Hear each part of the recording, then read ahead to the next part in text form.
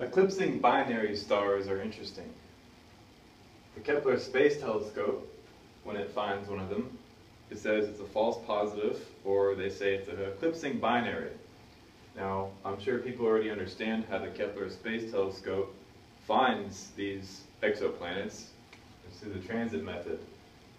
The light of an object passes in front of the host star, and it dims, which leaves a light curve, which then resets itself and goes back to normal.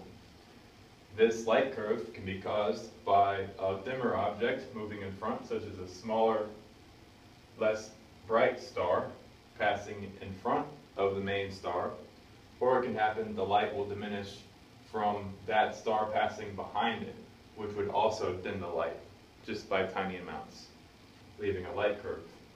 Now, with stellar metamorphosis, there is no difference with that. You can find stars like that as well.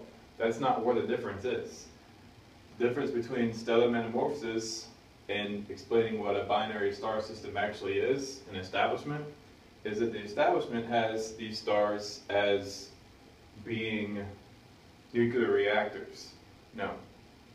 They say these are nuclear reactors, and then the new star systems, the new solar systems that we see, are ephemeral dust clouds, where we're just supposed to believe that the new planets are being formed. No, that's not it at all.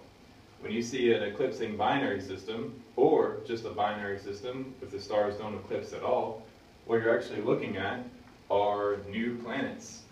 Because everybody knows, that's read the theory, the star is the hot, young planet. Meaning, when the Kepler Space Telescope finds eclipsing binaries, what they're doing is finding new solar systems. Very young, very hot solar systems.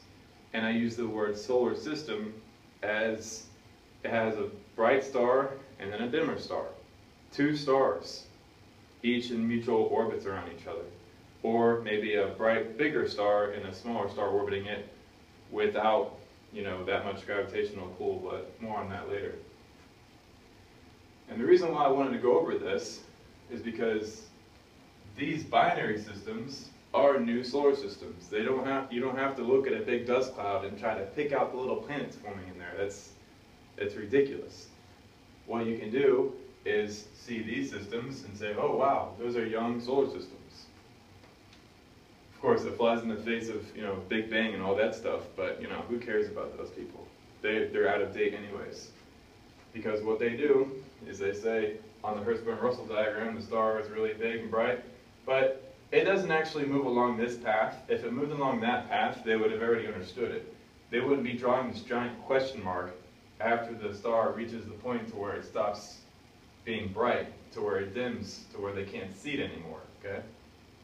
Then they say, well, how does the planet form? They don't know because they have those objects mutually exclusive. And their diagram doesn't actually point down.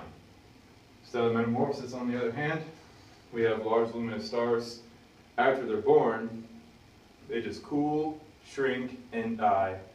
And once they lose their spectrum, past that spectrum line right there, they cool even more, just mostly shine in the infrared, meaning heat, basically. And they just continue moving down that graph and combining the elements into molecules, larger and larger molecules, and forming all the land and rocks and minerals and water that you could ever want. And these are the small invisible rocky worlds that the Kepler is supposed to be finding, but what happens is they find these older stars that are still shining, orbiting in front of the newer ones, and they say, oh, eclipsing binary. No. What's happening is that you have a large luminous star and a little bit smaller luminous star, and they both orbit each other. And if they both cool, probably at different rates, the larger star cooling a lot faster than the smaller star, will make a planet and moon system. So eventually, once these objects cool and contract, they will dim, meaning they'll lose their spectrum, both together, and then we'll call them, or at least the astronomers of mainstream, they'll call them planet and moon. what they don't realize is that that was a binary system at one point. They don't like orbits moving. They don't like, what do you call, migrating stars. They don't like that idea because it doesn't work out with their math formulas. So, if they don't move anywhere, and they're already binaries, meaning, according to this theory, what happens is they just cool and die, and they sustain their orbit. Meaning, quite possibly, the Earth and the Moon were at one point a binary star system. And I know Bill Gates covered that when he first went over the video. I'm glad he made that video because it has over 9,000 views now.